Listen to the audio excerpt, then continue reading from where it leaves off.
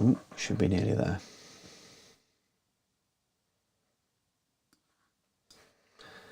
Right then, I think we are live. We will find out in a moment if there's anyone watching. Welcome to episode 18 of the Hobby Hour with myself, Stuart, and my good friend Dan. And it's time for another live one. I think even you suggested to do this one live, didn't you, Dan? Because of the topic for the main thing. So I can't be blamed for forcing you to do a live this time. But how are you doing anyway? How's things?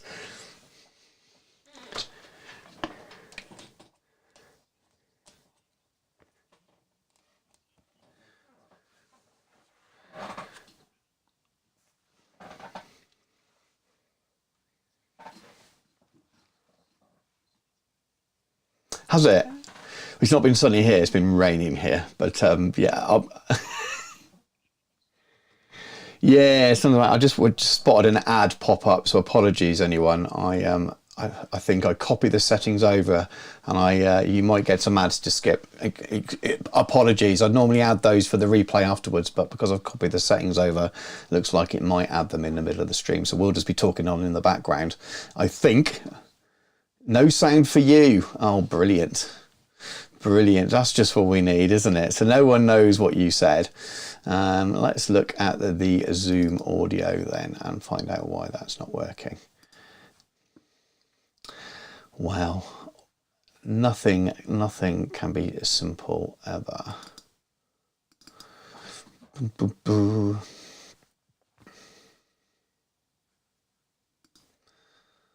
Let's try that. Right, Dan, can you talk for me so we can see if I don't know if I should be doing that. Oh, I can see stuff moving. Can someone let me know whether Dan can be heard now? Of course, Dan's gone silent now, so yeah, can you whistle us a tune, please, Dan? So. Oh dear. Well, it's nothing like a live stream without having a few technical complications, is it? So no, that's weird. That was better. Well, better. Okay. Well, better is it's not best, but we'll take it.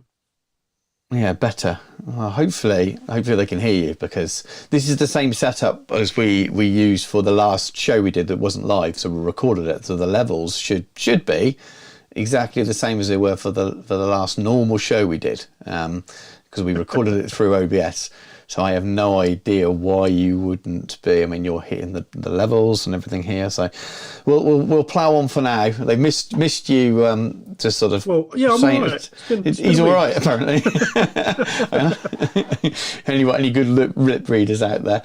Right then. So coming up on today's show, and I've got my notes up in the wrong place here. So coming up on today's show, Dan, you chose the topic, so I'll let you say what we got coming up for the main topic today. Well, sort of. I just went, have you seen this video? So we'll cover that when we get to it.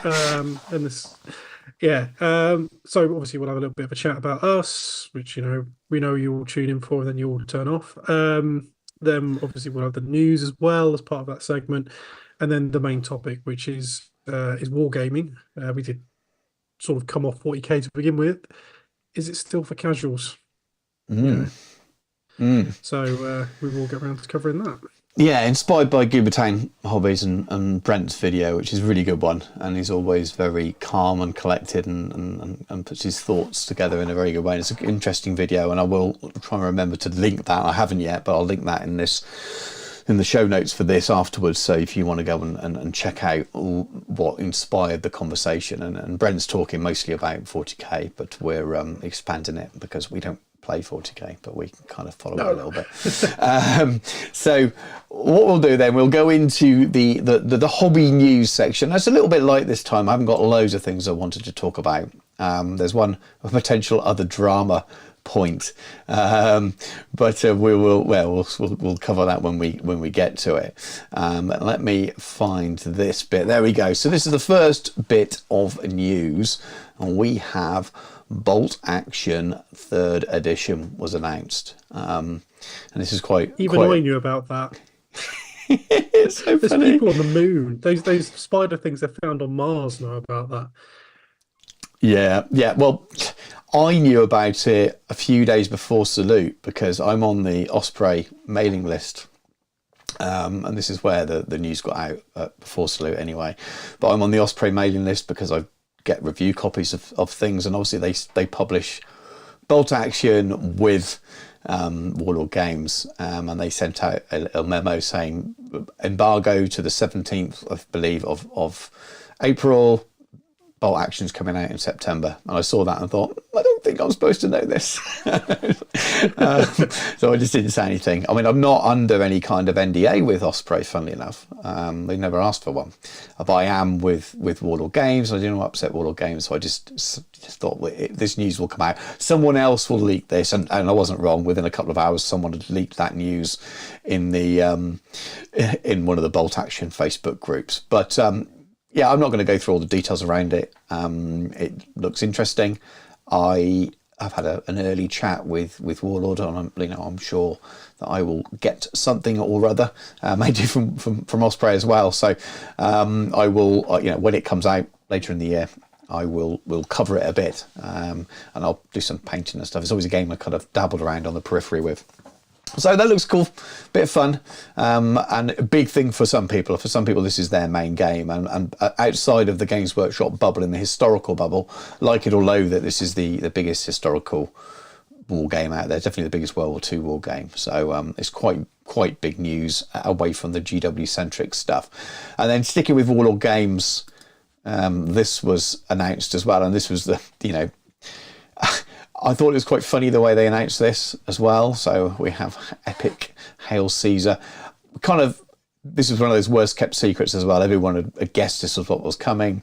I know when I was invited up by John and Paul ages and ages ago now, again, is it 18 months or more, to go up to have a little tour. When I was doing all the Epic videos the first time round, that they didn't tell me then that this is what they were doing, but they were asking what I thought the next one might be, and they dropped lots of hints, and even John was talking about elephants, and don't you think they would be great? And I said, well, I quite like Gladiator, I quite like to see barbarians and things, but I kind of guessed from then that they were telling me but not telling me what was coming, and then other people have clearly knew when we were told over the last sort of years or so. So it looks cool.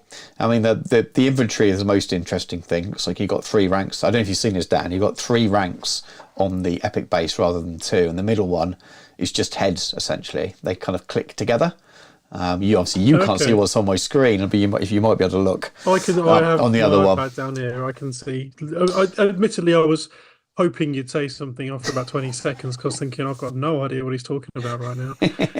So yeah, they look really interesting, and again, that's something that I don't know when I'll get some, but as soon as I get hold of some and I'm able to bring you some news, I'm sure there'll be lots of other content creators as well that will be covering it, but I will cover this as well as I have with the previous Epic releases. So I don't know what I'll be sent and how soon that will be, but I will definitely be covering it. So I think it's pretty good stuff, all things said. But that's the main news, I suppose. And then the other thing we thought it'd be remiss not to touch on, and this might end up being more controversial than anything that's said in the main topic, is the whole news around the drama in 40k at the moment with the female Custodes stuff, which has obviously hit the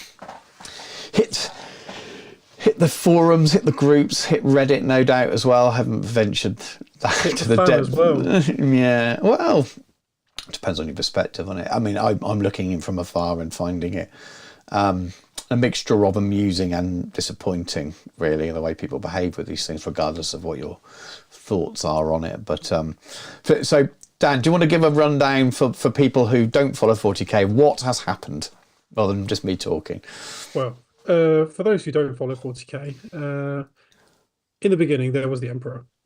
No, basically there is a faction 40k called the Adeptus Custodes. They are the Emperor's elite guards, Praetorians of Terror, and in the fiction, since day dot, mostly they've said male. To be fair, mostly almost every description of them has been talking in a male-centric, descriptors. Not so much with the pronouns in the 80s, unless he or she, but in the 21st century, we now have these, and it would appear that Games Workshop have embraced the idea of female Custodes, which is more reflective of the times we live in. Absolutely fair. There's obviously been a lot of discussion around that. It does run contrary to some existing background, the fluff, as it's called, which, people have got quite funny, especially considering people are accusing it of being a retcon because there has been existing stuff out there saying, men and only men. And I think there was another 40k Codex version that said they're all sons of noble families of terror. But Games Workshop have retcon stuff before. It's not like this is a new thing. They like to do it. The squats all got killed. They got squatted. Fun enough, it became a term for removing models from the line across all of Games Workshops. And then they released Leagues of Votan and went, they've been living near the Galactic Core, which, pretty well traversed, pretty common knowledge what's going on there. Oh, they've been there forever. That's kind of how Games Workshop do things. They're like, yeah, it's always been that way. Didn't you know? So I don't know. I there is an element I get of people getting a little bit narked when a franchise they invest time in getting to know the background of, which we all do. There was a time when I could have told you an awful lot, in fact, far too much about the 40k and particularly the Heresy setting. So I understand an investment has been made by people and it sort of shapes their view of the world or the universe they're playing in and this kind of thing, especially when they may have an existing army. Although I don't think it actually ever really takes anything away from anyone. This change is just adding something new. It's hard to broach this subject without potentially saying the wrong thing. And I have a great appreciation of the fact we're live streaming right now, so I'm being very guarded about what I say in this. But full disclosure on that one. And I was a bit nervous about covering this topic ahead of time, to be honest, because some of the vitriol I've seen about it has been unpleasant, very unpleasant. Particularly the way that people are going on at the some of the poor staff at GW is it's not cool. But it never is. It's always someone's problem, and it's never their own lack of self-restraint with their feelings. I mean, where do you sit with this? I'm completely fine with it. In fact, I think it needs to happen. I think that I'm not too worried about that. I hate the term retcon, and no logical reason other than it just sounds crap, to be honest with you. Lore has changed throughout the history of all Games Workshop's games. I should have one prepared, just would have made a point better, but the original Custodes in Rogue Trader were almost kind of semi-naked men with funny helmets on and capes. Yeah, you knew there was a grease budget for that. Yeah. So grease me up, brother. So the lore for them has changed since then and probably loads of times in between. And there's plenty of examples of lore changing. And people don't like it when lore changes, but it has to develop. How old is this game? We're talking a long time. We had the discussion last time. I touched on Lords of the Lance and the Bretonian stuff, having recorded a book club with Jordan with Graham McNeil, and actually asking him about asking him about the lore changes in the book. The female knights and things were actually included in the new Arcane Journal, so that's a Games Workshop studio choice, of which he said he agrees with, but also he would be remiss not to then reflect that in his novel. And the bit that people tend to moan about at the same time, about the knights shooting bows, just happened to be female ones doing it. It was a mistake by him. He admitted it, that he put something earlier in the story that covered why these few female knights had these bows. It's because they went hunting, and removed it during editing.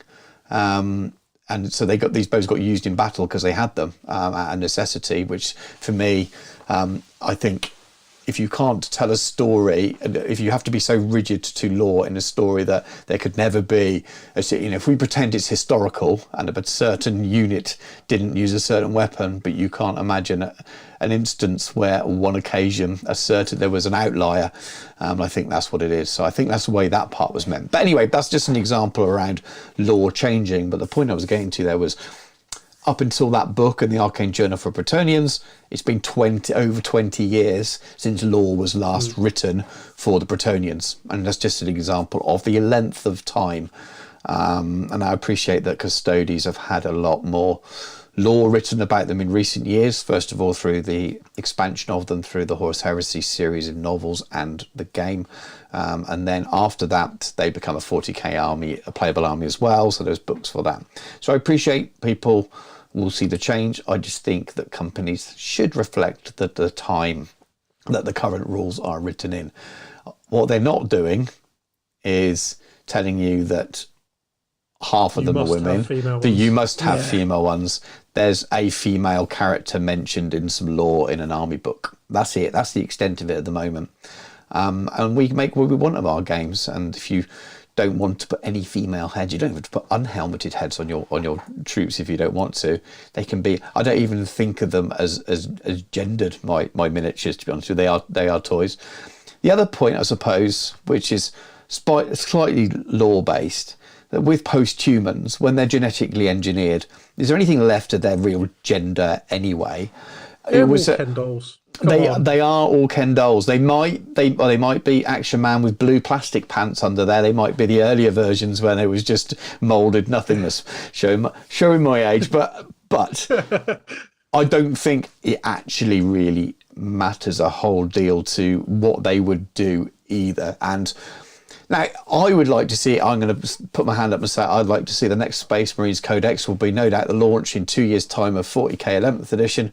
I think they should pull the band-aid off and just do it then as well for Space Marines. I know people would hate that. Now,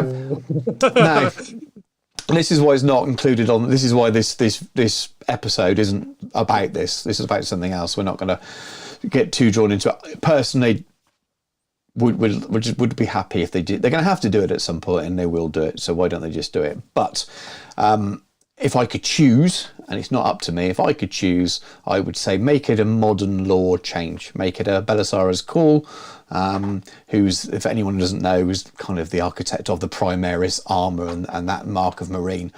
Make it a new thing, and that way people can ignore it if they want to.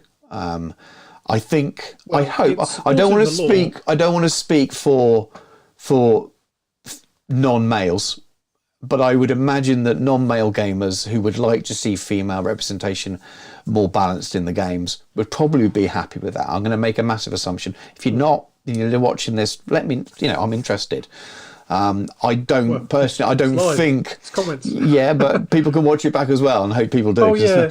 But it's. But I mean, I'm, as I say, I'm answering for females there.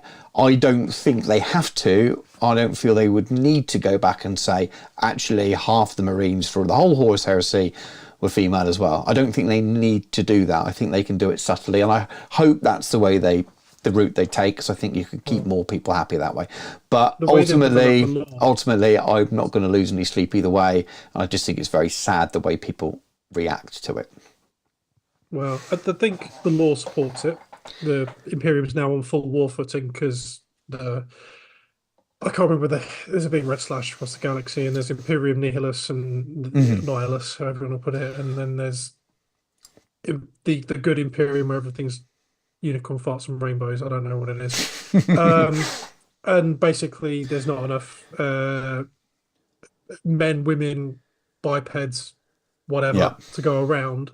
So if you can find a way of harnessing the other 50% of the population, that sounds very imperial and pragmatic, because God knows they're grinding them into the Imperial Guard and making servitors out of them to march in the Mechanicum armies. They don't care.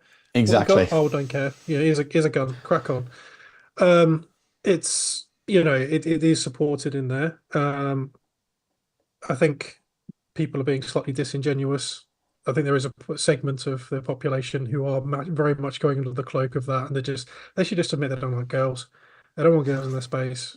I would have more respect for them, but you know, have the Yeah. courage of convictions. Just say you don't like girls in your hobby space. But unfortunately, they are in your hobby space and they're there to stay. And I, for one, would like to see more normal, Yeah. well-adjusted human beings involved in the hobby. Um, I have noticed there is a chat comment in there, and I am going to pick up on it, saying it's gaslighting to pan to a custom base that doesn't exist. They absolutely do exist. I know a number of them. They are very good hobbyists. They're actively involved in the hobby, and they're usually quite positive and productive towards the hobby. So I think that argument is Yeah. not valid. I'm sorry, it's not. Yeah. They do exist, and it's not pandering. It's encouraging them, representing them, and but let's be honest, they're a company that harnessing their spending power. Let's so that's me done on it.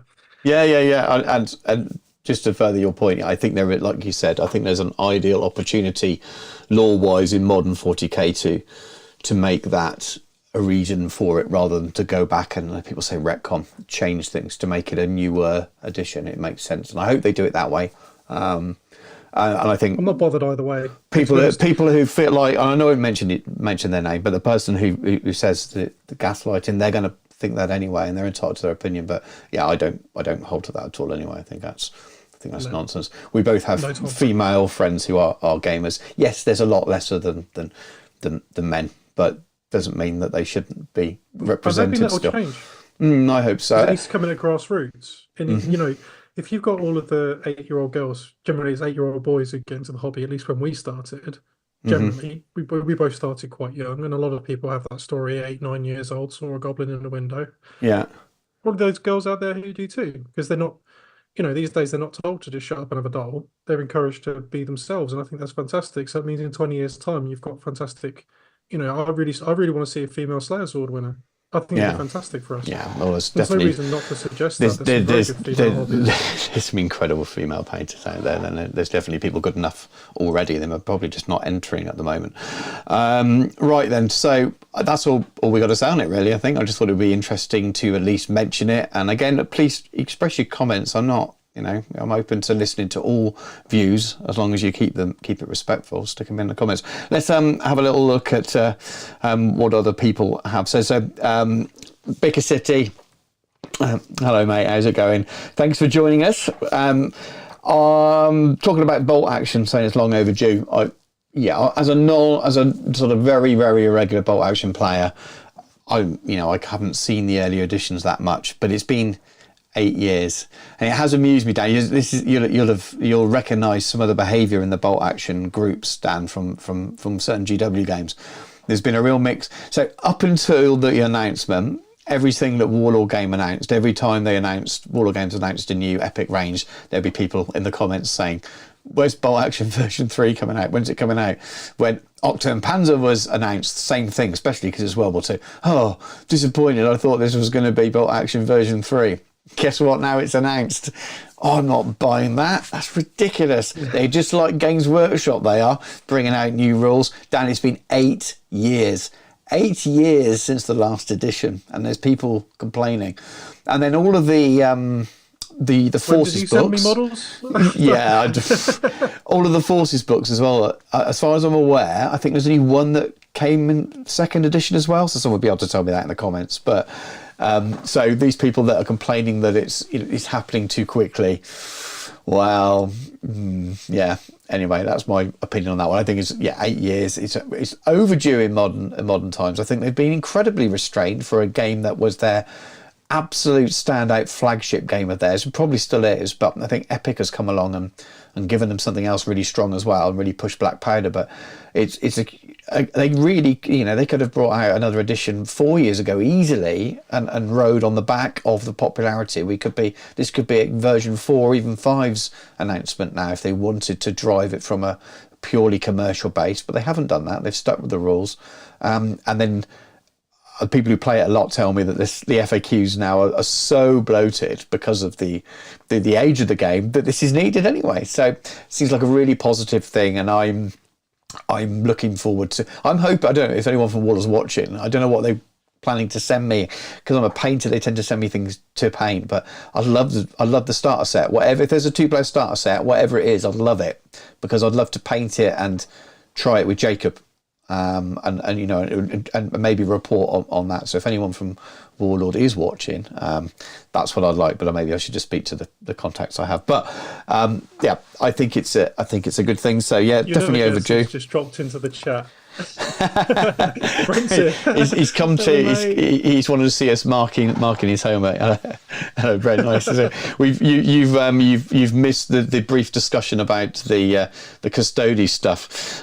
So that's all the controversy has gone. Who else have we got in? So Andy Francis Craig, gnashing. Yeah, he's talking about Never haven't heard so much gnashing of teeth, etc. since someone suggested 95th Rifles had Belgic Shadows at Waterloo. I think he's referring to the Custodes stuff. Absolutely. Right, I think let's go into your hobby then, Dan. What have you been up to since we last chatted? Well, I have done a tiny bit. Well, I bought a book. I bought the Ravening Hordes book, finally. I've had the ebook and stuff, the EPUB, but I bought the flappy papery copy. I'm not going to get it down, but it's so much easier to use.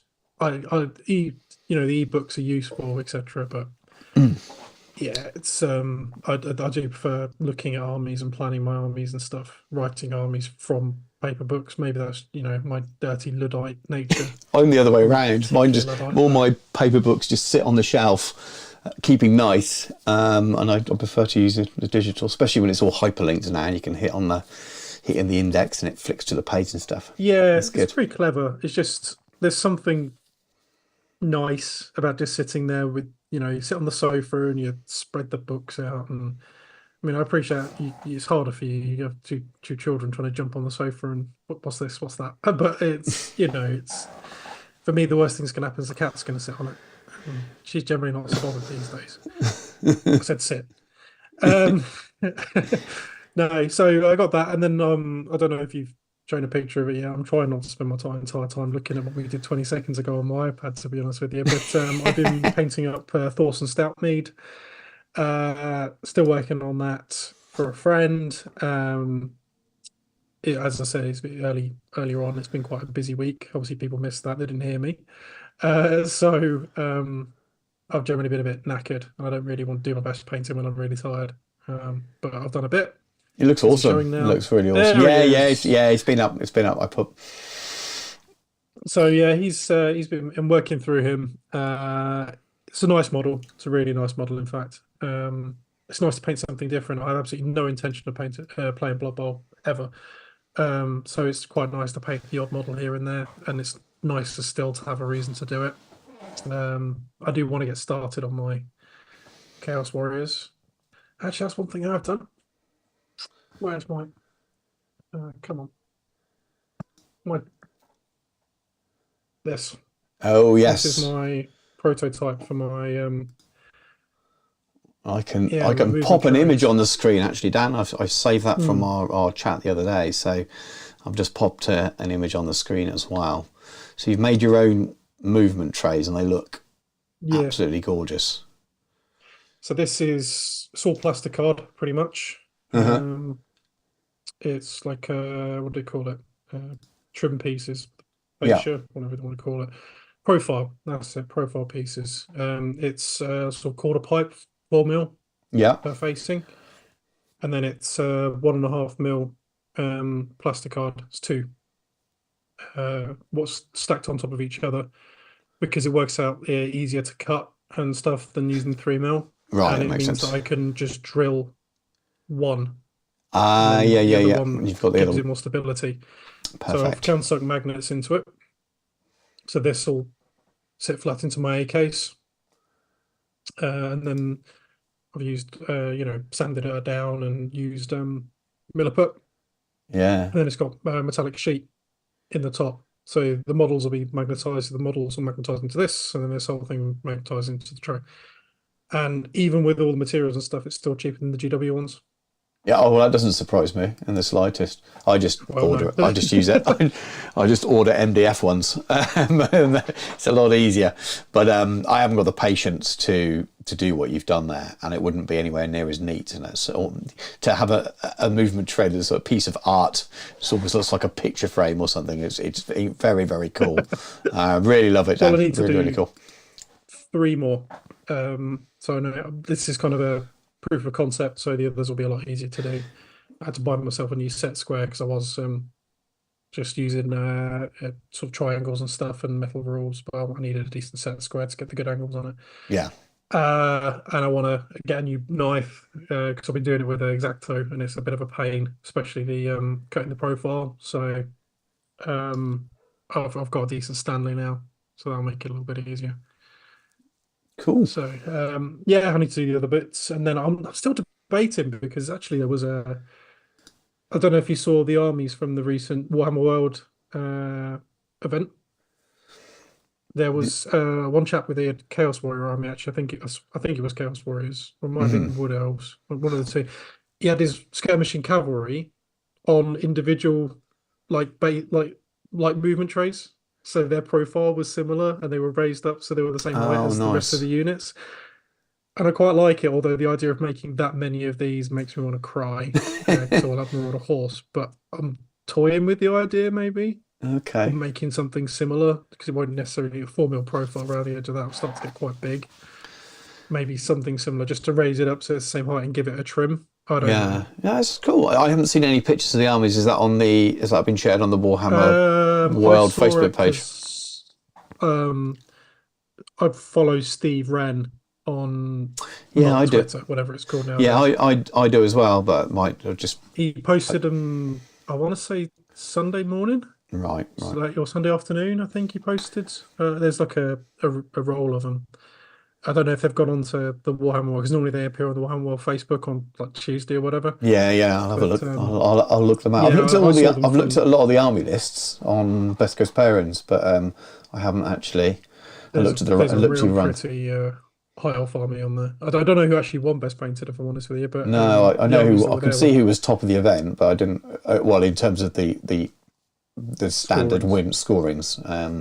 Looks like John Dale. It was a name from the past, I believe, and then Russ Veal was second as well, and he was definitely a name from the past. So it's interesting that those guys are back at the top again. But yeah, I've had a look at those, but I didn't know they were out. I'm guessing the algorithm on X didn't show me Steve's tweets, so I will go back and dig those out. Yeah, they're worth a look. The high elves are real pretty, and then some Chaos Warriors there that are quite nice as well.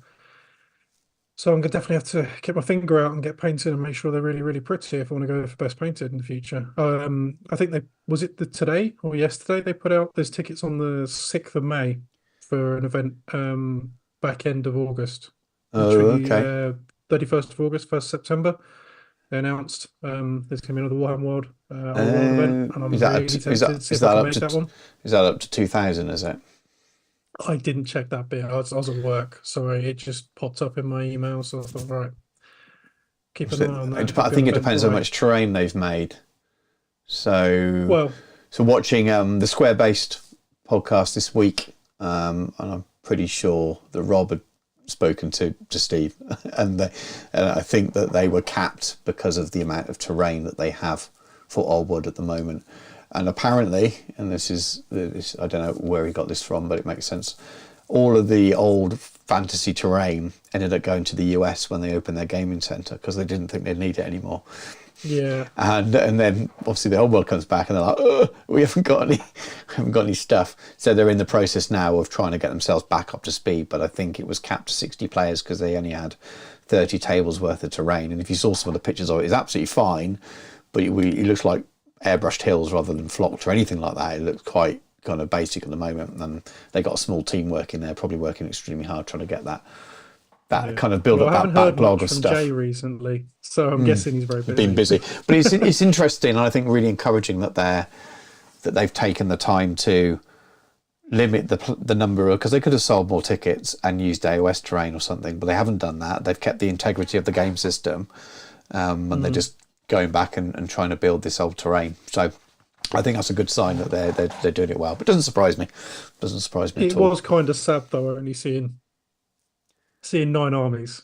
Yeah, I wasn't wrong. I thought I might feel a little bit, and it does feel a bit, yeah, it doesn't feel like a fully fleshed out game yet.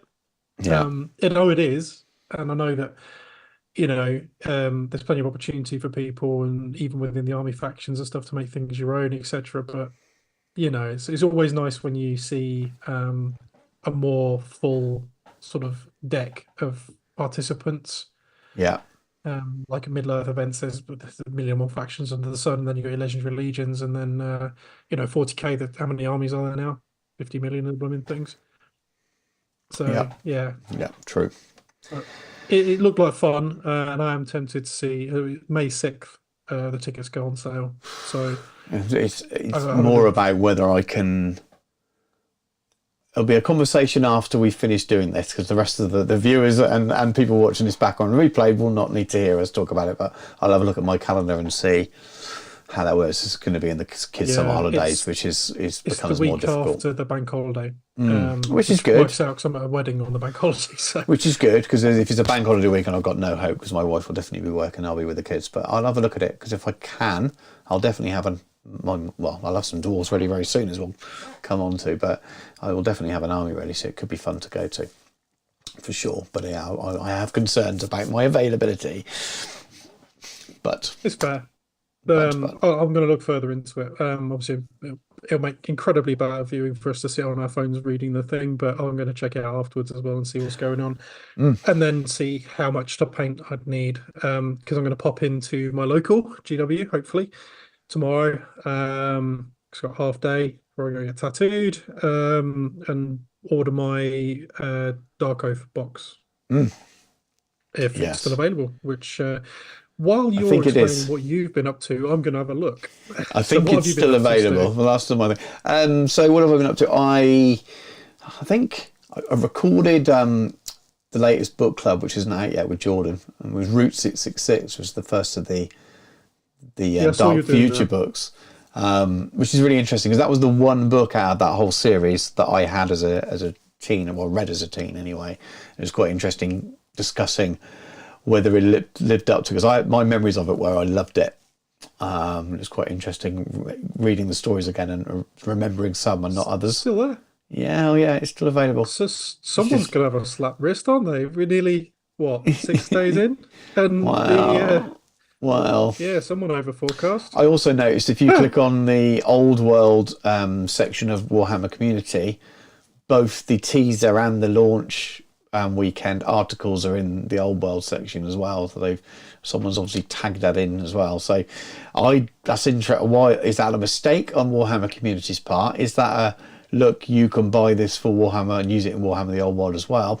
Or let's get really conspiracy, is that someone from books from Box Games who's an AOS in the AOS camp saying, quick, stick it there, let's get the old world people buying it, and the sales will go on our account for AOS? There's a really, really good meme for that. I don't know how many people watch Rick and Morty, but there's a scene where there's a robot that does butter, but someone's co-opted it, and he's basically, the robot goes, "What am I for?" And it's a Age of Sigmar over the top of it, and Rick just turns around and goes, "You're for models for old world." And he just looks dejected. Oh, I think it's true, because AOS makes some fantastic models, but old world's a more interesting game to me. Yeah, To me. yeah, absolutely. So why would you use the old models? It takes us round to that same old argument of, why are they doing two armies in parallel when they could just sell more of the better models?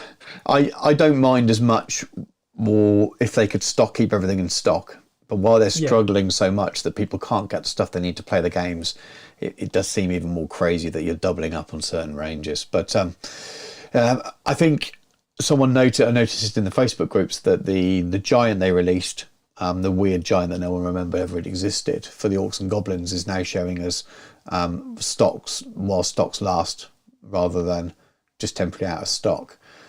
Which one's that? The resin one, the 4-drop one? Not the really big one though, the normal sized Okay. one, because the Marauder Giant's not on made to order yet. It's the other one that everyone forgot existed, and I The one with the bone necklace. I Kind of think it's the got, jaw yeah, round his yeah. neck. No, That was the no, sixth no, edition one. no, not the plastic one. No, It no, was. no, the one before that. He had a club. Really? But anyway, that miniature is showing last chance, not last chance to buy, but while stocks last. I don't know if that's a mistake or not, but I was surprised it wasn't made to order anyway, because you kind of imagine that people will buy the initial run, get their armies in, and then some of those miniatures, people are just going to default to the AOS range, which it was a 7th edition giant, wasn't it? It might have even been a 6th edition giant. But anyway, what else have I been up to? So yeah, reading Dark Future. In fact, I've just started this one. Demon Download, which is the next book club book, which is more Dark Future. That one. That's the one you're on about, isn't it? Yeah, I think so. I can't see it very well because you're on a tiny OBS screen at the moment, so I'm keeping track of what I'm actually streaming out to people. Yeah, we'll see how it goes. But I just imagine that they'd sell quite a few of those at an army launch, and then people would just default back to the spending their money on the plastics one, which is what I would do. What else have I been doing? Sorry, I've lost track now because we're having a conversation around. I've been building scenery. So we have. I'll get the images back up. So I built that for a video, the Arcane Ruins, that was kindly given to me by next door neighbour. I like that. That was a nice video, that. Yeah, it was. Thank you. It was fun to make, really quick to make, and I'm just slowly getting through that stuff that he's given me. I'll do a bigger video on the fortified village at some point. That'll be a much bigger video, but it was fun to do it. And I also did a little short as well because he gave me some of the hills, the plastic molded hills. So these aren't the foam ones; these are the plastic hollow ones, the old Games Workshop ones. And again, I just got the airbrush out and made them match the mat, made them not look quite so kind of shiny. But yeah, all good fun. I painted a knight. That was yesterday's video.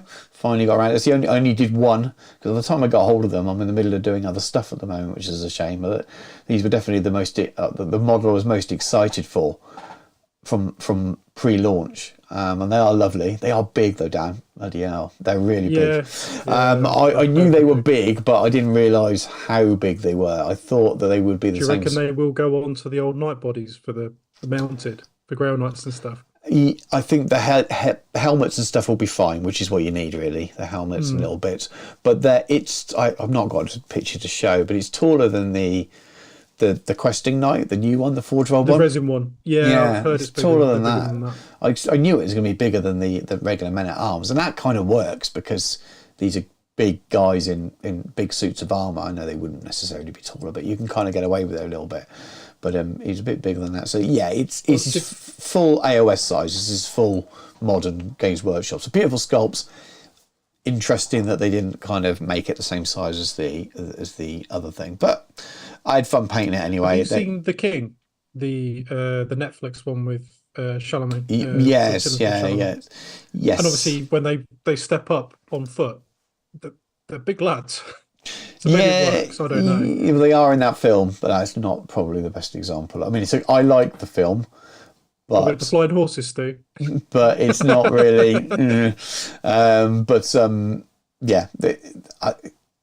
It's a fantasy thing, fine. But yeah, they're not. It can be a little jarring sometimes. I appreciate that. I like aesthetic. There's one I really want. I can't remember what they're called. The Baron Guard because but they're huge. They're so big. Yeah, can't use them. Some of them are too big, aren't they? That's why I was talking to you a little bit that I might, when they release Warriors of Chaos, whenever it happens to be, I might get some of the previous mounted knights. I quite like those, and make them the knights, and then I could use the AOS ones as chosen maybe if I wanted to kind of grade it up that way. But we will see. I'll get back to that. So that army's on pause at the moment because I wanted to do some dwarves, especially with dwarves coming up. So my experience, this is YouTube hat on here, so my experience for the initial launches were all the excitement for watching videos is up until the point where they actually hit street and then no one watches those videos anymore. It's quite interesting. So the exciting time for me, if I waited to do all my dwarf videos until dwarves are out and I have no idea when, it feels like it could be any point but still be 2 months away, then they don't get quite as much traction. And I'm excited for dwarves, so I thought, well, let's just get going and start painting some dwarves now and getting some videos out there. And then, because what they do is on the launch day, they'll announce the next thing, and that's where the focus shifts. So I decided to just at least get my first dwarf army done. I'm sure I will. I still think there'll be some kind of Slayer based list in there. There's got to be, with Ungring coming back. It seems to be a pretty safe bet, and I no doubt that I want to do something from the Arcane Journal, but at the moment I've got been working on a 2,000 point list, and to start that I did a tutorial the other day for these, but I did my 10 Rangers. I like those. They're good. Someone pointed out, I haven't looked it up yet, but I remember it, but Wayne England's army in White Dwarf, and I don't know which one it is, so I'll have to go and search this later. I keep forgetting. He had a similar paint scheme with the blue and white. I don't know if I'm going to stick with the white side of it for the whole army or not yet. I'm not sure. But I thought the blue is going to stick throughout the whole army, and then I was going to potentially do a different accent colour for each unit. So some maybe would be yellow, some would be red or something, but I might stick with the whole blue and white thing. But I like a uniform theme to things, I have to admit. Yeah. Particularly dwarves strike me as a little. I mean, they have the individual clans and they have the some, like, you know, this, that, and the other, and they report to their Thane. But I think that they're probably still going to represent their hold.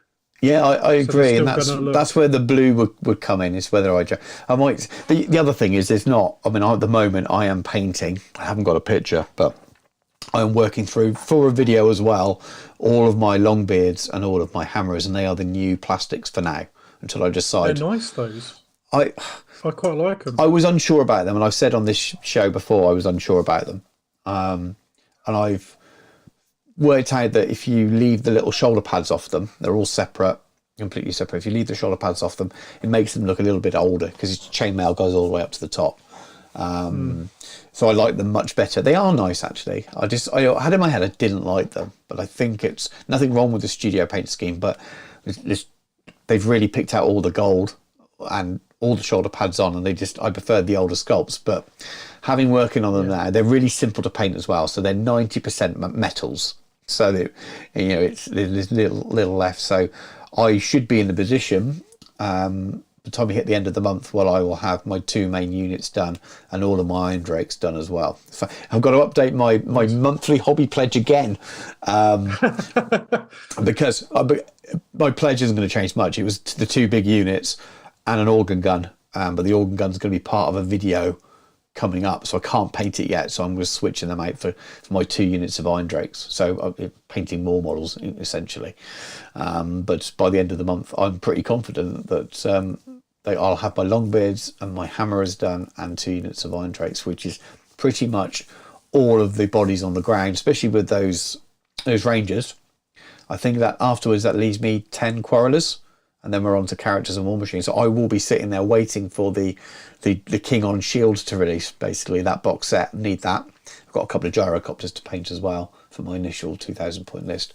So it'll come together really quickly. I might even be working on the next lot. I've got some Slayers I got from eBay, so I might even be working on the next lot before the army comes out, depending on when it is. So it'll be an interesting place to be in, but it'd be nice to finally have a 2,000 point old world army painted, not the one I thought it would be. I've started 3 before that, and I can go back and, we're talking finish up the others. What do you think to the new White Dwarf model? I think it's stunning, absolutely stunning. I model, probably should have a picture of that because I forgot to talk about it, but absolutely love it. And you can clearly remove that from the scenic base as well and use that in an old world army if you wanted. I know the scenic base has got lots of AOS referencing and things in there, but yeah, the paint job you mentioned the other day, the stylized, it is not traditional heavy metal either. It's more, so it's higher end than that. It's in more like a competition style painting, isn't it? An art piece style painting. Different styles. It's end. How they was it Giuseppe Philippe, was it, who used to do the Primarchs? Yeah, I don't know if that's his surname actually. Giuseppe, I don't know, I can't remember, but yeah, I know who you mean. Yeah, his it's got a very similar style to it. That sort of feathered brush and OSL and non-metal metallics is a very particular style, and it Yeah, echoes that. It's stunning, really pretty. yeah. I So should have a massively picture, impressed with that. but I haven't because I haven't planned it. I might even be able to find it because it's going to be on the Warhammer community homepage, isn't it? Well, it depends how far back we were. Let me see if I can Someone's find it. Corrected me. Schifel, that's it. Yeah. Sheffield, that's it. Yeah, I knew Uh, the. Oh, there we go. Right, I'll be able to get the image of him up. while you're on the pulling that, let's have a screen. look to see what's in the Brent's dipping out, but you'll catch us later. John, you have missed the intros, but I'm sure you can catch it back later. There's, to be honest, my sound was turned off for a little while, so you never know. It might be even better for that. Individual hills on which single miniatures can die. What's not to like? I'm guessing that's about doing individual movement trace from skirmishing horses. Can't argue with that. Yeah, they had to. Right. They were using Age of Sigmar style forests where they're permanently attached to the bases. Which it's not ideal. There you go. There's white dwarf on the screen. I wonder if that's Stunning. purely because they just don't have the stock of the old stuff. Yeah. Because it was, you might know this, I think it was mentioned on the Square Base guys yesterday, but they don't think that a lot of the bulky terrain was made over here, it was made in China. And they don't get anything made in China. They don't get the miniatures made in China anymore, do they? So I wonder if they... It was when I was staff. A lot of that stuff, like they used to do the 40k craters, they were China jobs. Yeah, some bits were, but I don't. It depends also because it comes from stock allocate, or at least it used to be. I don't know how it works for the Warhammer staff, but we used to have to known loss it off as from stock allocation. Yeah. So if we were known lossing off all our stock allocation to do displays or tables for the store, the region will come around and kick our backsides because we're not actually selling anything to the customers. Right, So, fair enough.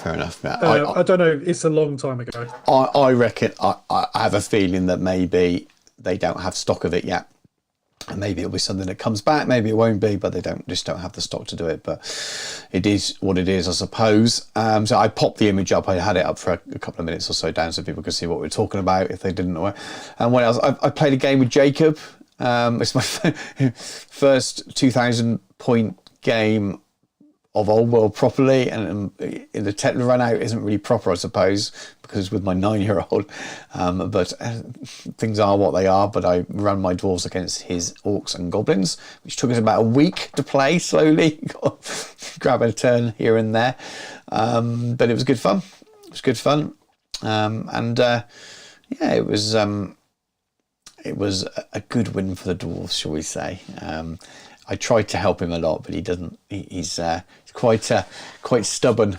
He did nothing on one flank because he refused to march, just walking them up, and they got a whole unit of orcs and a whole unit of night goblins just got nowhere. And he did all right on the other flank. And if he'd managed to get the other flank in, I might have been under pressure. I deliberately kind of deployed in the centre as well, but so that I had flanks that could be attacked to try and give myself a bit of a challenge, knowing that he wouldn't think too tactically about it.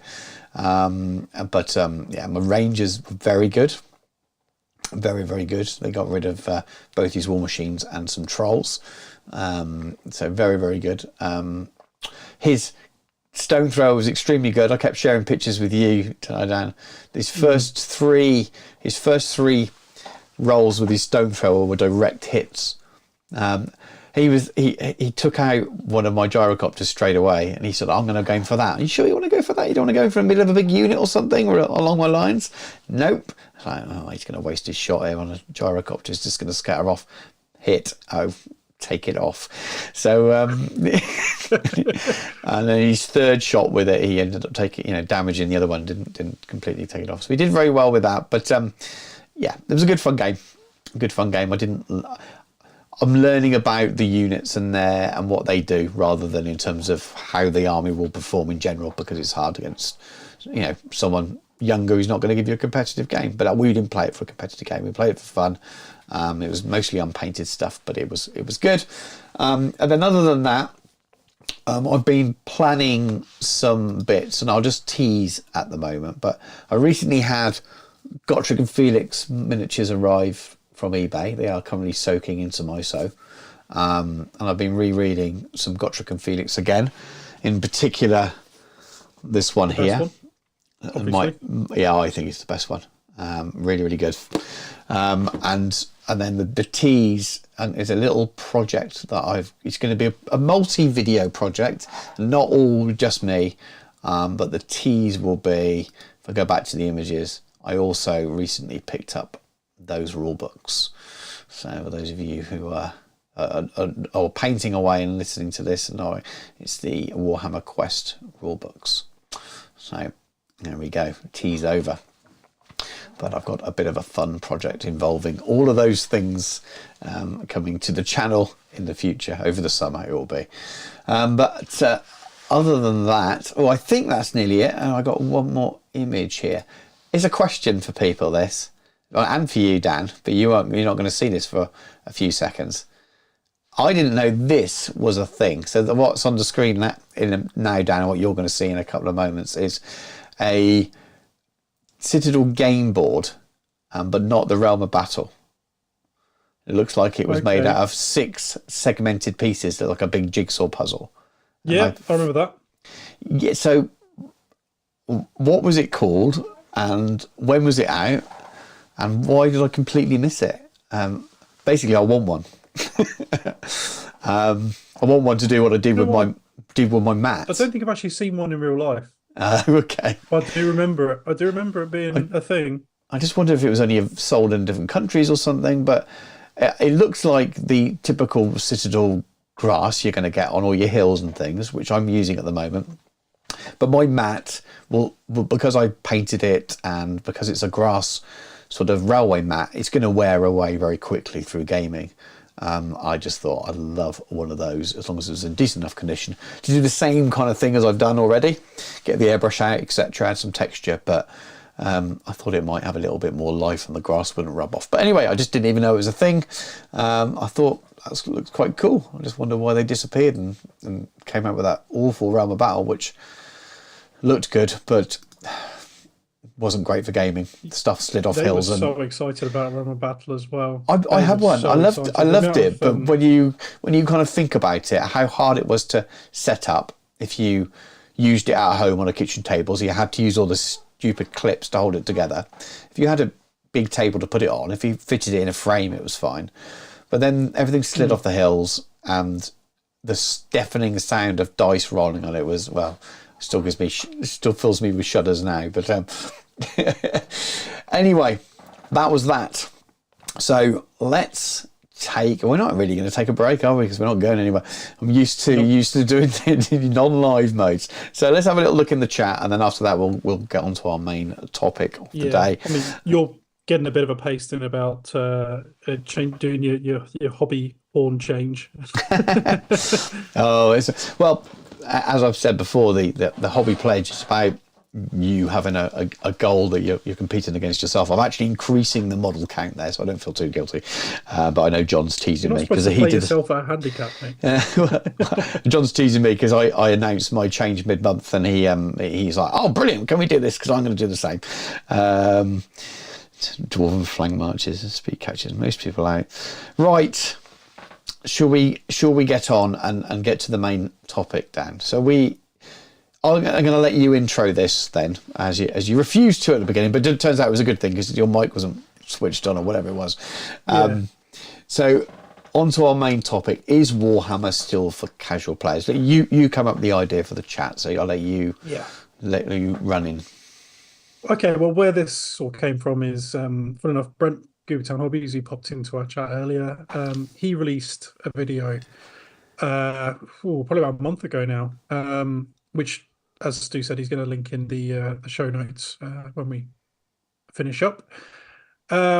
Basically, he filmed it a considerable time before, and it was during 9th edition 40k, and he got his Dark Eldar army painted up to play some games with his friends, which was fun because there's a bit of hobby in there as well, which is always nice, something for everyone. It's what we like. I would obviously recommend watching his videos. If you've not heard him before, well worth a look. Lovely, positive chap. Got a really good sort of AMSR, SMR voice, whichever the Silky acronym is. golden voice is amazing. It Yes, really is. yes. It's truly wonderful. I first found him via a video he put out during, I think it was during the pandemic, and basically while the community, particularly the Games Workshop community, was doing its very best to eat itself, and it was sort of a call for calm. And he's also done some pretty cool other videos, like making fishing floats out of Space Marines and all sorts. And he's got cats, and it's always a good time for me. But anyway, he did this video, obviously, about getting involved with his friendship group. It was a slow grow campaign. They played a number of games at a number of different sizes. They partnered up, sort of played some sort of pseudo doubles games. And it was about how he found it as someone who self-identified casual, and I think someone who, gaming wise, is somewhere where I think both Stu and I are in a very similar place. Doesn't play very often. I don't think it's necessary 40k in this instance, but I think again it's representative of Stu and I. When did you last play games, Stu? Well, last week, but the 40k, do you mean, or just in general? Well, apart from, I mean, but like obviously you played Jacob, but before that, it was when you went to go see Jordan play Dark Future, wasn't it? Yes, yeah. So, I probably get in no more than a game a month, I suppose, at the moment. It's just family life. Well, yeah. I bet you can guess when mine was. Your game of Warhammer the Old World that you played. Yeah, no, that was it, which is a month ago at least. And before that, it was Mordheim with Jordan in January. Yeah. So I don't play. So I am very much a filthy casual. And it was about how Games Workshop games, and I think this is also wargaming in general, not all, but a lot of the more popular war games move on so quickly, and there's so much to learn that unless you're playing regularly, it's almost impenetrable. And I absolutely agree. It's one of the reasons I stopped playing 40k. It was you had to keep up with it constantly. Changes in meta, changes in rules. There was constant. Every 3 months, there's new. What they call it, a data slate. Whole new raft of rules. All the points changed to the point where I'm having to use masking tape in the back of each of my codexes just so I'll put the strip on and then write the new points in, and then when the new one comes out, take the strip out and change it over. You shouldn't have to do that. That's bonkers. So it makes it very difficult if you're someone who either is incredibly lazy, not necessarily heavily motivated by gaming, or has a lot of commitments, which I think more and more people do. Particularly, the people who've got generally the money end up with the least time. I was having this conversation with a friend very recently. He's just about to have another child, so he's going to have even less time. But he's actually doing all right financially for once, and he says until he has this new child.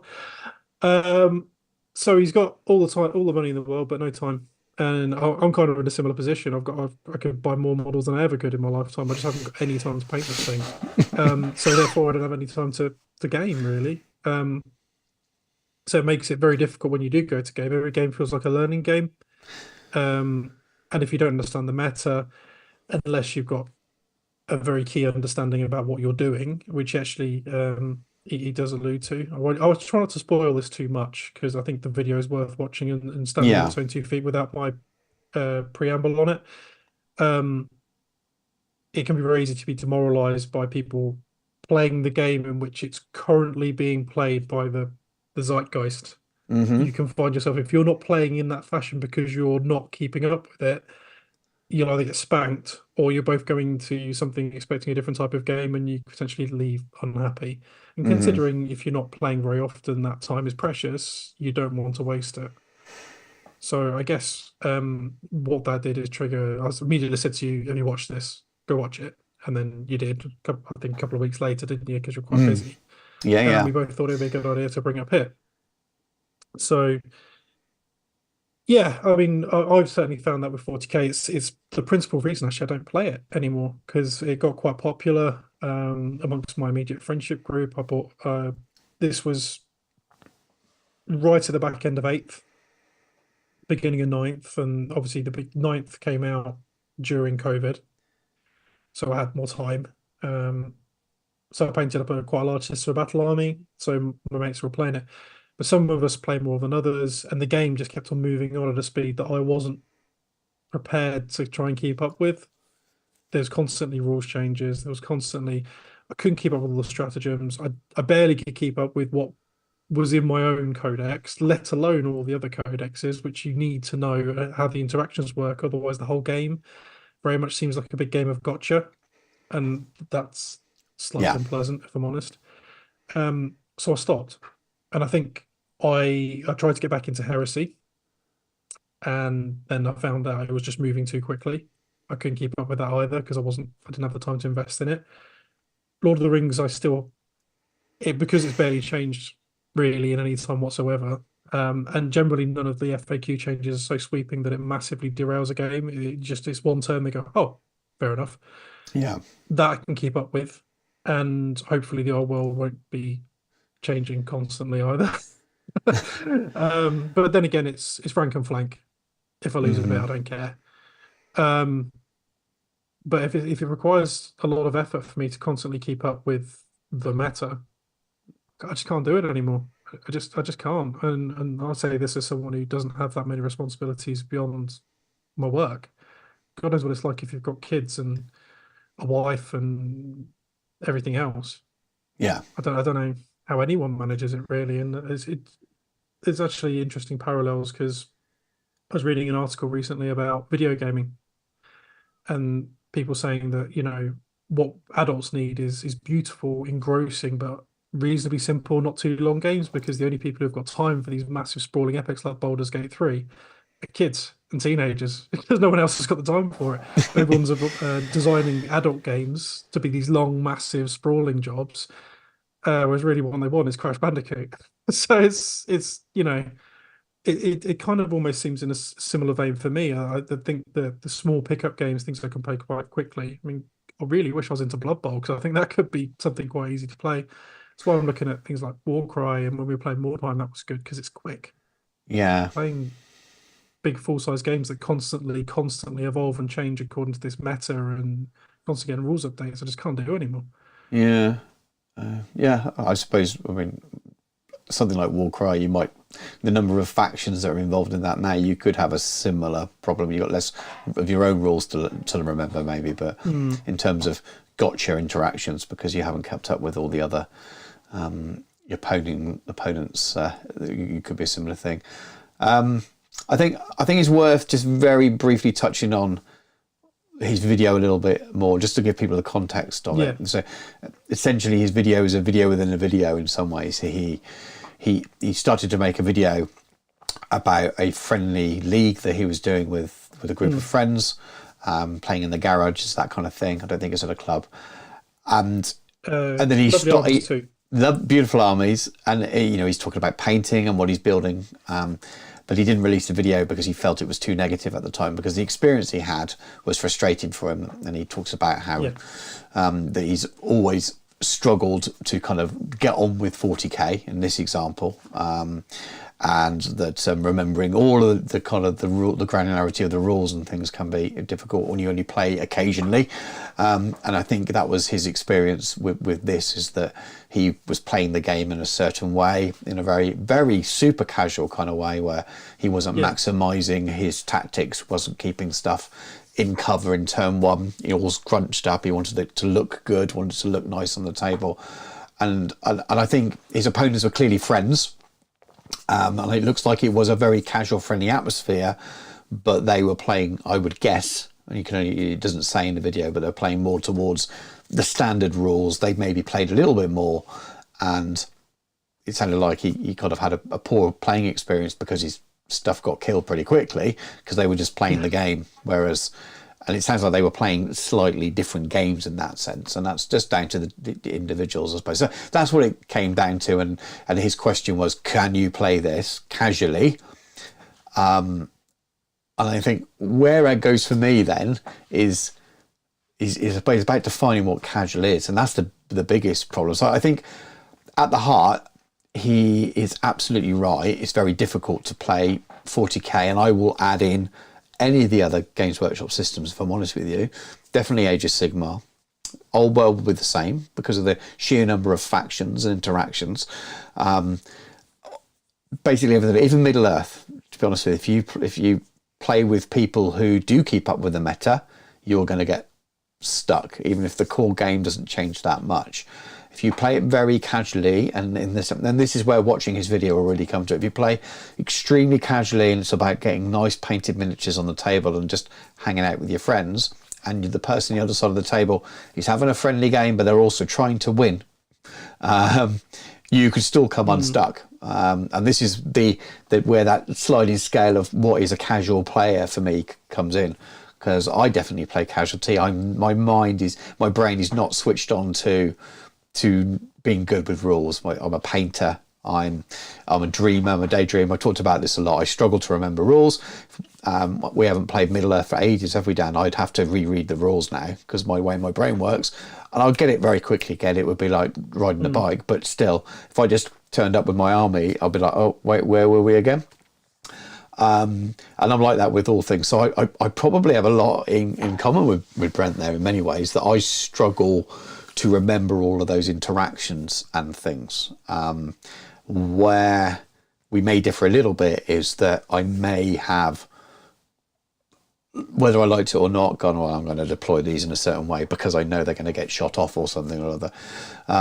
But it's difficult. So what casual, you get that whole argument about what is casual. You get people use the term narrative, which I've tried to use. I used to talk narrative gaming all the time back when we did Heresy Gaming, and I was part of the podcast I did. We used to bang on about narrative gaming, and I look back on that period now, and I think that what we were talking about at heart was in the right place with that.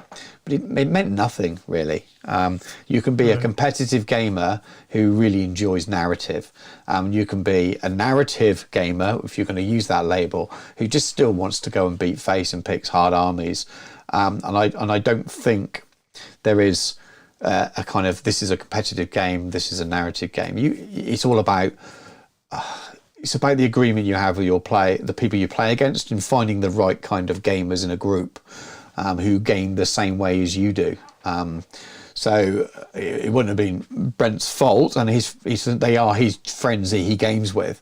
But in order for him to get the most out of that game, he would have needed someone on the other side of the table with exactly the same mindset of, I'll tell you what, I'm not going to deploy in cover either, but what we'll do is we'll just limit the way we shoot a little bit. So that's one part of it, I suppose. So that definition of what is a casual gamer, because casual can mean playing competitively but not caring as much, rather, down to every millimeter. So I would consider myself a casual gamer in that sense.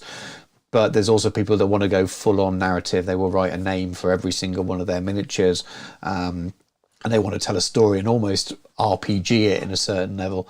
And we're all different, and we're all looking for different things with gaming. And when you have that sort of that golden moment when the group you're in or the person you're playing against is the same as you, that's probably the most fulfilling experience you're going to have, or at least in that context. It might be the next day you want to have a really hard-nosed competitive game because you also enjoy that kind of thing. So that's one of the biggest problems, is finding people the same.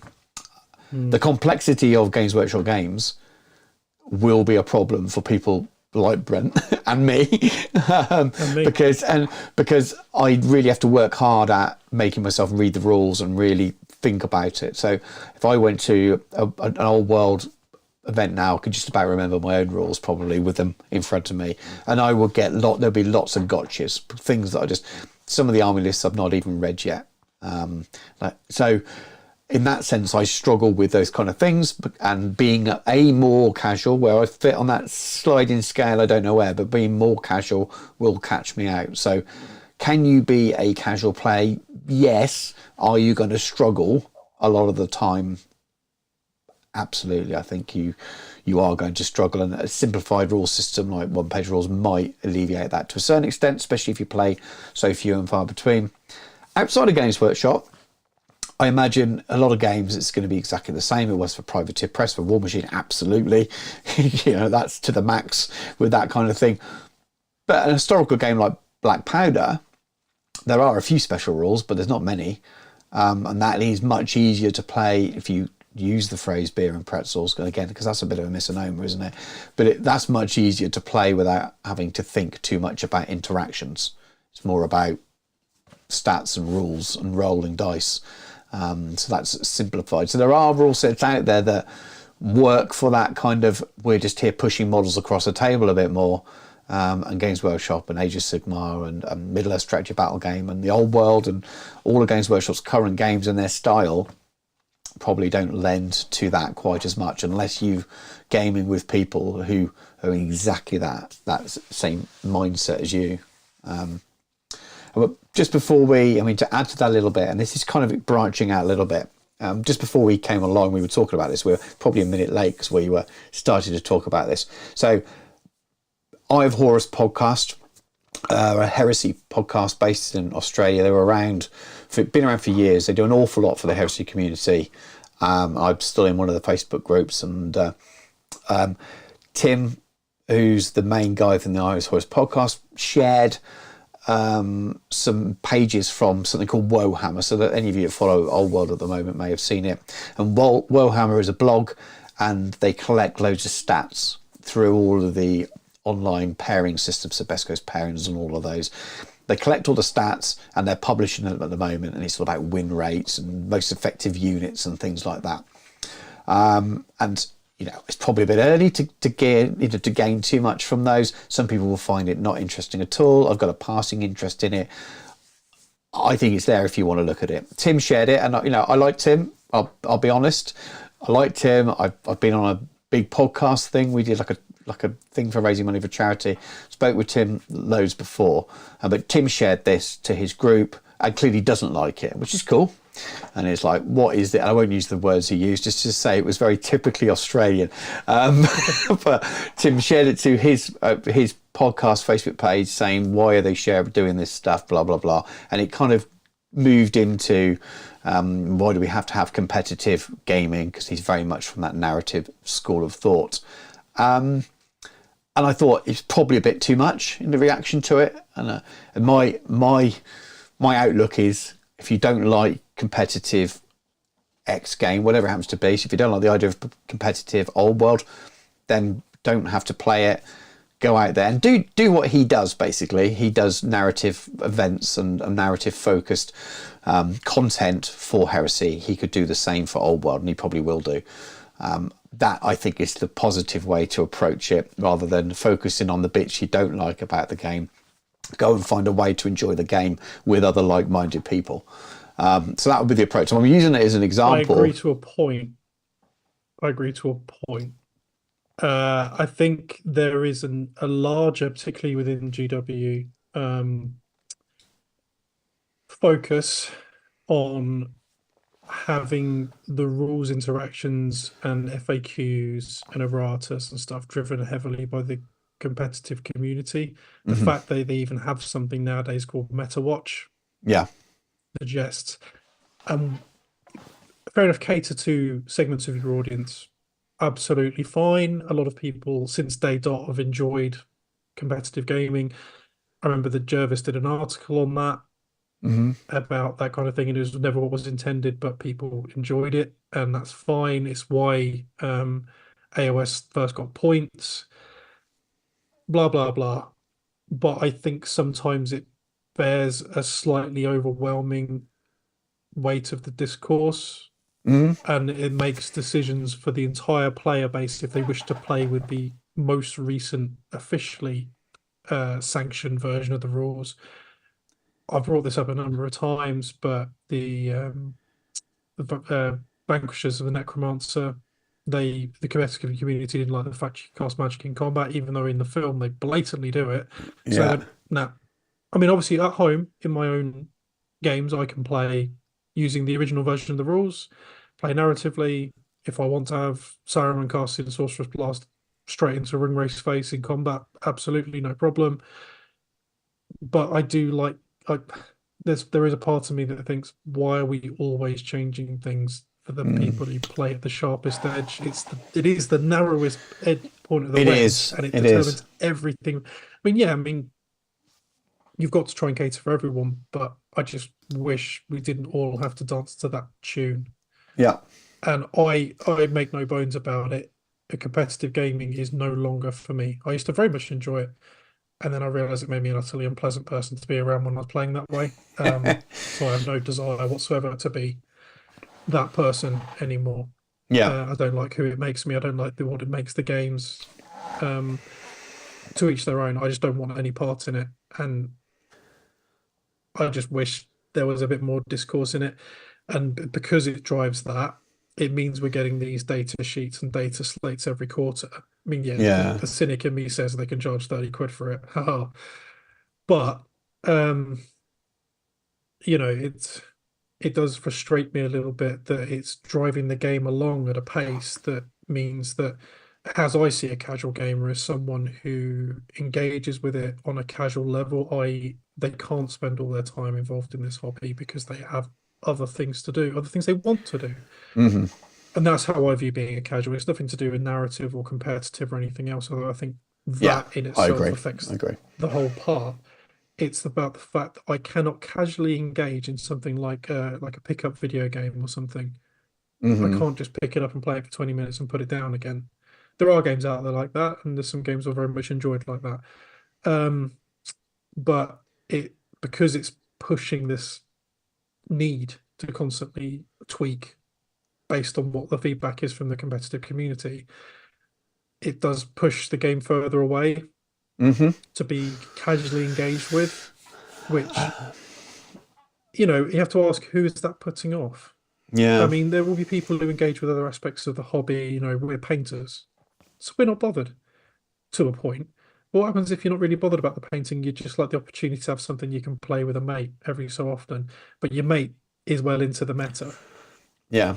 It almost does exclude you because they're not going to have a fun time either because that's their game, and it can create divisions within a friendship group. Like even my little group of six, you've got some people like Pete, who he's really on his rules and stuff. So I mean, he's a lovely chap. He'd never, I'd have a good game Yeah. against him Super lovely anyway. bloke. But Yeah. his 40k is different to my 40k, and then subsequently, where we were all playing together at the beginning when ninth happened. I mean, admittedly because COVID, but now we're not. Yeah. Like Dan doesn't play at all. He spends his time taking photos of aeroplanes really nicely as well, but he's not really engaging with the hobby at all anymore. And then some people are more in between, and Yeah. Yeah. it's a shame because the times we spent, like playing outside underneath awnings and stuff, because it's the only way we could get together in our little bubble, to roll some dice and just have a laugh, was lovely, and I'd love to get that back, but I don't think we ever will. Hmm. You may do. You may do. I don't disagree Maybe with. I don't I want don't. another pandemic if it's all the same.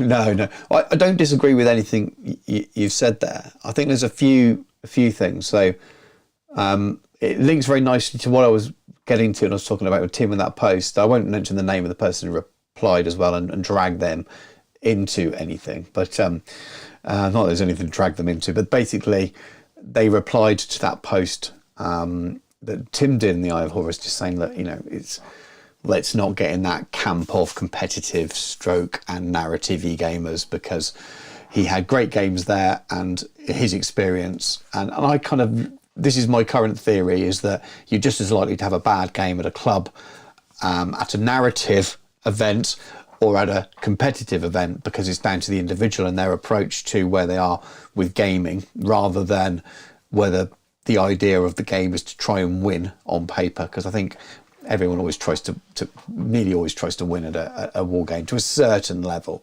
So that's the first point. I think it's down to the individuals, Kill all the stuff. and a lot of that. Kill all the stuff. A lot of the chat you get around about fluffy players and blah blah blah. Yes, there are some people that care more about winning than others, but the experience is runs a lot deeper than that, and it's not as simple as labelling certain people in a certain way. And people that are into competitive play can also be super into their lore and super into the narrative side and stuff as well. And quite often the stereotypes that don't match up. But that's a bit of an aside, and moving very much away from what the core of the topic is. Going back to your other point about the constant change in meta and stuff, and that's definitely something that has changed. I think that's happened for a number of reasons. First of all, I want to say these games have always been really complex. So it's not just a matter of now we're in a changing meta That's why these games are complicated for casual players, the way I describe myself with rules, the way Brent did in his video. Might have still struggled in Rogue Trader era. If you have a opponent who knows their rules better than you, you're still going to have gotchas. Maybe those things wouldn't change quite as much, but I don't think that the game was super simpler back then, and definitely not the core rules. But the D20 is a great leveler. Yeah, true. So that's a point to remember. Let's not all forget that these games have always been relatively complex, and there's always been hard-nosed players that will get you. There'll be gotchas, and unless you knew all the stats for all the armies back then, your chapter approved book or whatever, you could still be caught out as a more casual player who doesn't play as often. Excuse me, as someone played that every week down at the store or whatever it happens to be. But then the other side of things, release as well. Yeah. So the rate at which models are released now is bonkers compared to where it was when we. Yeah. So that drives an awful lot as well. And there's something else. So we talked about this offline a little bit, and there was a big change with Games Workshop, wasn't there? All around the same time, from that end of the Kirby era, with the lack of communication with the community, almost no communication, and then we saw a lot of changes. And at that point, I was playing War Machine, which will become a bit of an example at the moment. I was playing War Machine non-competitively, but even though it's a game that's set up to be balanced and competitive, I just, like I said, I'm not that kind of gamer. I enjoyed it, but I wasn't ever going to be very good at it. But at that time, for the players who wanted to play competitive games, this was the closest that Wargaming got to esports at that point. They were the first people streaming games with top-down cameras, with graphics. This was all happening during Mark II War Machine. And I think at that Blood time... Royal was a big thing. Mm-hmm. Yep. So I think Privateer Press were kind of market leading in their let's produce a set of competitive rules for our community to use. And you could make your own rules packs if you wanted to, but they brought out their own thing. And Games Workshop did nothing like that at the time. And lots of people said Games Workshop should do this. There was quite a lot of noise about that. Games Workshop, at this point, they weren't even putting out proper FAQs, were they? They weren't correcting anything. So people complained about that a lot. And what we've got now, over the period of the last 10 years, is Games Workshop has gone the other way, where it is quite controlling. So you've got your 40k when you've got certain templates for your buildings and things like that. So if I can bring up on screen now, this is Steamroller 2023. It is the easiest one to find. I didn't have any of my old packs. I wonder if it will let me. If we look at the rules document, so these hasn't changed in terms of the way it looked. So you have your full rules for your events with War Machine, down to pairings, and these are your official rules. You have your timings for each round. You had the scenarios you have to roll on, and then you'll get to the maps in a minute, which is the bit I really want to get to. If you scroll through 1 million pages on this huge PDF, there we go. So we've got the first of the maps. So you've got your deployments, and you've got your deployment zones. And I've not read this. I'm just using this as an example of the things I used to play back sort of, I don't know, 10 or more years ago. You have your different scoring zones. And this, I believe, is kind of the early sort of the early examples that what Games Workshop runs its stuff from now. And I think a lot of the inspiration for the way they run their competitive gaming scene is based on this. It's too much of a coincidence otherwise. It's obviously different scenarios, but the way it runs with flat terrain, they use that. We've almost like that with 40k now, aren't you, with your outlines and things. Yeah. I think that this was at the time, and these have changed a little bit, and they change every year. There's a new pack goes out each year. But at the time, these things were sort of the example of a really well controlled by the games company set of competition scenarios, and even people played them at clubs. When we played at club, we always played one of the steamroller scenarios. That's just the way the game and the way the community worked. And I think people called for that, and people complained when Games Workshop didn't do stuff like that. And I think we're at a place now where we've got that for Age of Sigmar and 40k at least. And is that a good thing? I think if you're a competitive player, it probably really is. But it gets even harder, like you said, for if you're a casual player now. That gap between the competitive players and the casual players is probably slightly wider now because of Games Workshop taking full ownership. I don't know what's better, if I'm honest with you, because it wasn't good before when they didn't take any ownership and they didn't do FAQs, they didn't fix any issues. Now, I don't know what the answer is. Maybe a little bit of narrative focus for them as well. Some campaign books and things would be good, just to give some focus to those. Custodes supposed to be for, but you can Which would still be gain good. the living daylights out of that as well. I don't think it will eliminate the problem of us very casual gamers who don't play often, because half of those problems will come down to how often you play the game. And Yeah, I you don't play think they care enough, so it much becomes about us. muscle memory. No, they don't. But in terms of going back to that original conversation starter, is as a casual, I think you're going to struggle anyway, unless it's an incredibly simple set of rules. And these games have never been incredibly simple. And I think, as someone who doesn't play competitively but likes looking on at the competitive scene, especially for old bar, that interests me. Not to play it really. I'll go to an event, I'll lose every game, but I find it quite interesting hearing people talk about it.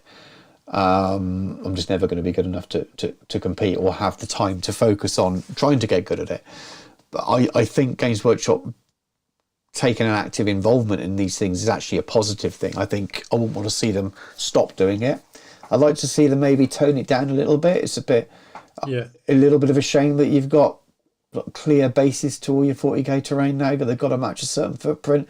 I think that might have gone a step too far, but again, I don't play 40k or in the competitive scene. I just look at that as someone who likes the look of beautiful tables and armies on it and wonder whether they've tripped a little bit too far into it. But at its core, at the game, regardless of what edition you like, I think it's always been a tricky game for casuals to play. Should we have a little look in the comments? Because I think we've got some now relating to this, which is be interesting to see what people think.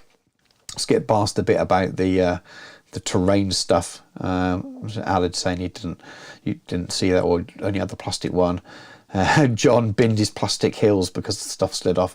I've still got one of those plastic ones. Should have binned it my way. Battlefield the box hills are nice. Yes, they certainly are. Battlefield the box stuff is pre-painted stuff is really, really good. Then John, I have Grey Knight, which I painted during COVID. That is the only fight they've been in, but I can't let them go for that reason. I doubt they ever go beyond the boarding action. Yeah, there's someone else that doesn't play. But John plays a lot of games though, so he's casual, but it may be just because of the amount of different war games he plays.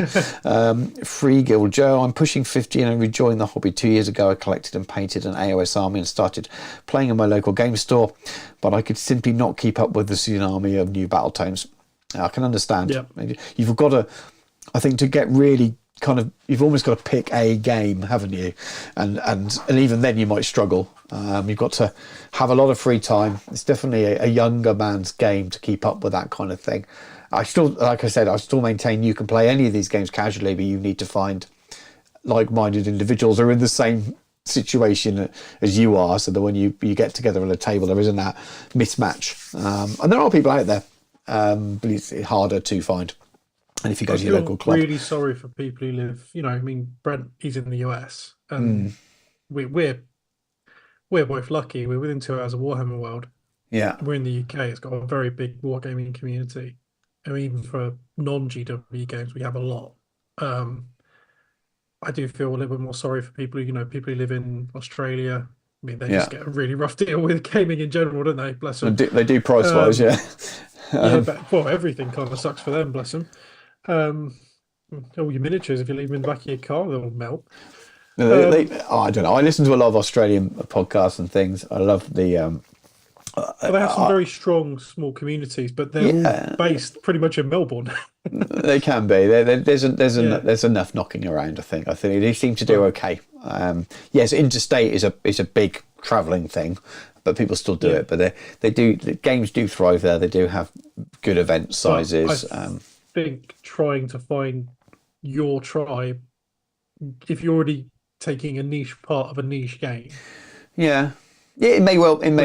It may well be. I don't. It's not the. I don't get listening to engaging with Australian podcasts and YouTube channels and things. I don't get the impression that it's a massive difference to what we experience over here. And you still find you're some town there'll be no Middle Earth players or something like that. Yeah, Europe, States. There's a lot of people in a lot of places. I mean, I do sort of kick around on Reddit on occasion, and you see in some of the wargaming communities, they're just like, I don't know anyone. There's like 7 people on my island, and none of them are into the same thing as me, and all that kind of stuff. There are clearly hundreds of examples of people that live in a certain area, and then the game they're interested in, they can't find the opponents in locally to them. I get that, but what I mean is I don't necessarily think that's. I think that can be the same anywhere, because there's so many war games around.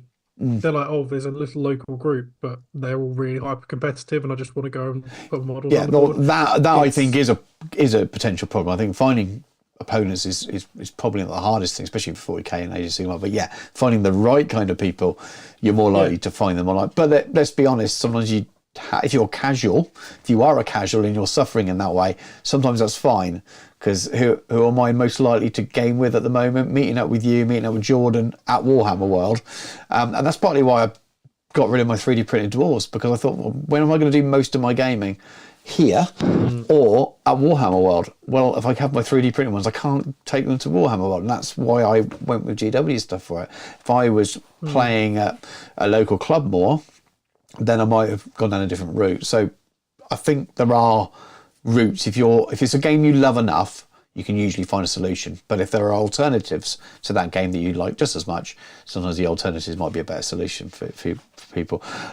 So yeah, you just carry on from what Joe was saying. It was no fun having no clue what the opponent's armies could do. Yeah, I get it. It's every time I play a game new for a while. And then John, my gaming has pivoted to skirmish in 28mm. Still big battles in 15. Yeah, lots of people do that, and that was my plan before the old world was coming back and things started to go wrong. To me, it's about both players having a good time, enjoying the experience. I'm time poor and I have an interest in following the meta. Yeah, I quite agree, Alan. And I think some of the games you play, I know Alan plays a lot of Flames of War, and it's clearly a meta to that. But I don't think it's definitely a slower meta than there is for Age of Sigmar and 40k, using in this example. And then John, again, I've never bothered reading my opponent's army lists. I never cared to. It's always I'm the same either, to be honest with you. Big City, I've never understood the angst over this sort of thing. I'm a casual, don't have time to follow the meta, and I don't sit around worrying about that sort of thing. Not worth the time. Yeah, I'm on the whole. I don't spend so much time worrying about it, but I would never worry about it. To think about it. yeah, I'd never worry about it. If sometimes it interests me, sometimes it doesn't, and it just depends on the game. With Heresy, I really wasn't. I found out while playing Heresy, probably closer to what Brent says in his video about 40k, about loving the lore, loving the miniatures, just being honest and saying, actually, looking back, I've never enjoyed a game. If I'm honest with you, I don't think I ever really enjoyed the rules for Heresy, which was 7th edition 40k. I just didn't enjoy it. I enjoyed the time I had and the interactions with the friends I played it with and all the other stuff I did. But if I look back at it, I'm not excited about playing the game. So that would never drive me to read the rules and really get into the rules. And I'm like that with a lot of games. I was like that with certain. I love Middle Earth, really enjoyed the game, but even then I didn't read other people's army rules that much either. And Old World, it does, again, I'm not reading other people's army rules in great detail at the moment, but the meta does interest me a little bit. But I also know it's more from watching a sport. Big events for Warhammer the Old World were like watching a sport from afar, really. It's I will play the game, but I'm never going to be kind of competing with those people because I won't be going to the events, to be honest with you, very often. I agree with you. If I look back on Heresy, particularly, all of my favourite memories of that are actually about the people I spent time with, and generally it was the evening dues and eating curry in the Incom garden and drinking, having a drink with you. One of the first times I actually met you in person, and watching Tom get drunk and fall off stuff. It was good. We had It was like that. It was definitely about the event, and that venue was we've talked about it on the show before. It's a pub there, and we held events in the summer. It has a massive beer garden. It was just us, and it was 65 of us for the doubles. There's a lot of people stay behind for the evening quiz and entertainment and stuff, and it's a lovely thing. And my memories of that are looking at nice miniatures and drinking beers and having fun. Not really any memories about individual game moments and things like that, but. They're the least of events for me usually. It's chatting to someone for up to 2 hours while we play the game and having a laugh and talking about armies, what we're into, looking at models, chatting about painting, whatever. And then there's a bit of dice rolling, and then the other stuff. The gaming I'm less bothered about. It's an excuse. It's literally just that. I agree. Right. Where are we up to? No, understood. We're getting towards the end now. Dan, you're sure right about Games Workshop's focus on competitive gaming. 10% of players probably play in competition. The rest of us shouldn't either dance with them. Yeah. And then Andy from Friends of General Haig. I think the fundamental issue is the format of the game being you bring an army, I bring an army. Game is me versus you, which makes choosing an army a big part of the game. Yeah, makes sense as well. I bring both armies and GM the battle for 1 plus other players. Yeah, that's a really interesting. And that just another. Yeah, well, that's what I ended up doing for the Mordheim thing, which is really good fun. And I like that approach, and it works very well with the way most historical war games are set up. A little bit harder to do maybe with the way the community is set up with Games Workshop, but yeah, absolutely. And again, I think it just speaks to what I was saying about finding someone with a similar mindset to play the game in the way you want to, and it's not always going to be easy to do, like you said, Dan. Sometimes those people aren't around you, but if you can identify, if you like the lore and you like of the game, you like the miniatures you've got, you like the story you're telling, try and find someone else that's got that same outlook, because or find people you like having a drink and a curry with, and then if you don't finish the game, no one cares. True. Maybe that's the answer. The easiest way to be a dirty casual is to be totally serious about just having really good fun with people you like to be in the company of. Yeah. And then everything else doesn't matter. Yeah. I think maybe that's the answer. Absolutely. Well, when I went to play Dark Future, I said on the last show, we were there had the table from 10 a.m. till we cleared up at 6 p.m. before we went in the museum. So we had the table for 8 hours, and we played one game of Dark Future that involved 2 cars. And the actual game time was probably 30 minutes in between us flicking through rule books. Well, there was it was on the table, but that's how much talking we did. And obviously Val came and joined us for lunch, and it was a 2.5 hour lunch or whatever it was. But again, it was about spending time with someone and just enjoying Games Workshop at that point, but enjoying Toy Soldiers and the worlds that they have on offer there, and the atmosphere. I love Warhammer World, just the atmosphere. So there are other ways of enjoying it rather than the game. But so yes, we were being super casual, I suppose. What else we got? So John, my Beastman army will always have Bestigors, which are apparently rubbish, and no Dragon Owners. Dragon Ogres, I never liked them. I don't know now. Bestigors still rubbish? I thought they were in 8th, but might be better again now. You know, I can't remember. I love this model. I'm so excited about painting. But they are I can't wait. I really want to paint this model. It's a nice model. It's so good. I'm not doing mine justice with the speed paint I'm doing on that army. But so our Bestigors are clearly the best Gors, aren't they? Because they're true, overly competitive jerks are bad. But so are the button counting jerks you find in non-competitive gaming as well. Yeah, it's just down to people, isn't it? To just hunt. The secret about not worrying about what your opponent can do is not knowing what your own army can do. Yeah, I follow that one all the time, Jez. Not necessarily part of a plan. Do that. Oh, really? I mean, I should have been doing that. Oh, brilliant. Yeah, the amount of time I've paid for magical items and forgot to use them, and all of those kind of things as well. I think the game I played with Jacob, the hammer. So I don't think that this is something for offline, but I don't think the hammerers have with their great hammers, don't have the always strikes last rule on the hammer's profile. I was just using them as great weapons, but I don't know if they have or not. But either way, and then big history again. I look at gaming as a social endeavour, banter, joking. Yeah, exactly the same. exactly the same. Yep. So I think It's a nice way to end it on. I think it is a really, really nice way to end it on. We're all in agreement on that. And you know, going back to Brent's video, do go and watch it because it's really interesting. He's a really such a nice bloke, and I think you'll get where he's coming out. He's absolutely right. These games, there's loads of good videos on it. He's absolutely right. It's really hard to play those games as a casual.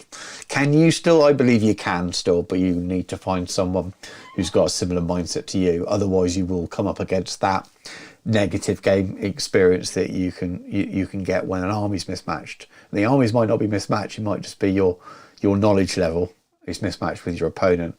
But that can, even in a very friendly, relaxed format, that can still lead to sad face. Kind of didn't get anything from this, and this game doesn't look the way it should do. Right. Well, on that note, we're up to an hour and 45 minutes or so. I think we should call it a day. Dan, have you got anything you'd like to add before we let these people go? Well, thanks for joining us. I think we're doing better. We're actually almost at the point where the preamble is the same length as the actual main topic. We're getting better. I think we'll get better at all of these as well. And one day we'll have a start without a hitch with sound levels or sound at all. So thanks very much everyone for joining us. Thanks for everyone for getting involved in the chat as well and giving us extra stuff to talk about and bounce off and giving us your ideas and stuff. So cheers everyone. Thanks for joining us. Thanks for bearing with us. Yeah, absolutely. So thank you very much, everyone, for joining us. I imagine the next one won't be live again, but if people put enough pressure on Dan, he might let us keep doing these. I think it's good fun. But yeah, we won't do all of these live. But I will be back soon. So today was supposed to be a regular live stream, just a Miniature Realms, a regular ramble live stream where I covered off all of the monthly hobby pledge. For those of you that are in Discord and been taking part in that, apologies for that. The guest I had lined up, it's my fault. I postponed him from last week to this week, and then he couldn't make this week after we rearranged it. So it does mean that I haven't done a roundup yet for the monthly sort of hobby pledge. So I might just do a short live stream early next month and get 2 months in a go. So do forgive me, I will do a bit of a roundup. So maybe we could all get together for a sort of an hour long stream and we just do the monthly hobby pledge stuff. But we will see how my time goes. But aside from that, thank you very much for watching. Take care and we'll catch you soon.